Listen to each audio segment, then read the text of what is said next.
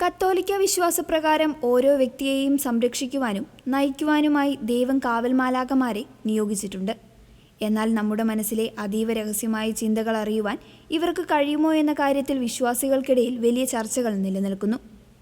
പ്രമുഖ ദൈവശാസ്ത്ര പണ്ഡിതന്മാരുടെയും സഭയുടെയും പഠനമനുസരിച്ച് ഇതിന് രസകരമായ ചില വശങ്ങളുണ്ട്. നമ്മുടെ ഉള്ളിലെ ചിന്തകൾ നേരിട്ട് വായിക്കാൻ കാവൽ മാലാഖമാർക്ക് സാധിക്കില്ല എന്നതാണ് വസ്തുത. സൃഷ്ടാവായ ദൈവത്തിന് മാത്രമേ മനുഷ്യൻ്റെ ആന്തരിക ചിന്തകളിലേക്ക് പൂർണ്ണമായും പ്രവേശനമുള്ളൂ.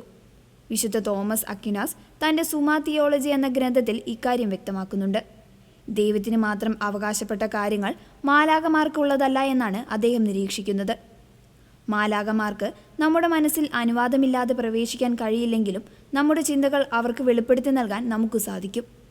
ആത്മീയമായ രീതിയിൽ നമ്മുടെ ആഗ്രഹങ്ങളും സങ്കടങ്ങളും അവരോട് സംസാരിക്കുകയോ പ്രാർത്ഥനയിലൂടെ വെളിപ്പെടുത്തുകയോ ചെയ്യുമ്പോൾ അവർക്കത് മനസ്സിലാക്കാൻ സാധിക്കുന്നു. ഒരു സുഹൃത്തിനോടെന്ന പോലെ നമ്മുടെ രഹസ്യങ്ങൾ കാവൽ മാലാഖയോട് പങ്കുവെക്കണമെന്ന് തത്വചിന്തകൻ പീറ്റർ ക്രാഫ്റ്റ് തൻ്റെ ഏഞ്ചൽസ് ആൻഡ് ഡീമൺസ് എന്ന പുസ്തകത്തിൽ വ്യക്തമാക്കുന്നു. നേരിട്ട് ചിന്തകൾ വായിക്കാൻ കഴിയില്ലെങ്കിലും മനുഷ്യരെക്കാൾ ഉയർന്ന ബുദ്ധിശക്തിയുള്ള മാലാഖമാർ മികച്ച നിരീക്ഷകർ കൂടിയാണ്. നമ്മുടെ മുഖഭാവം, ശാരീരിക മാറ്റങ്ങൾ, പെരുമാറ്റം എന്നിവ ശ്രദ്ധിക്കുന്നതിലൂടെ നമ്മൾ എന്തു ചിന്തിക്കുന്നുവെന്ന് ഏകദേശമായി മനസ്സിലാക്കാൻ അവർക്ക് സാധിക്കും. രക്തസമ്മർദ്ദവും ഹാർട്ട് ബീറ്റും നോക്കി ഒരു ഡോക്ടർക്ക് രോഗിയുടെ അവസ്ഥ മനസ്സിലാക്കാൻ സാധിക്കുന്നത് പോലെ നമ്മുടെ ചലനങ്ങളിൽ നിന്ന് മാലാഖമാർക്ക് നമ്മുടെ വികാരങ്ങൾ തിരിച്ചറിയാൻ കഴിയുമെന്ന് വിശുദ്ധ തോമസ് അക്വിനാസ് പറയുന്നു.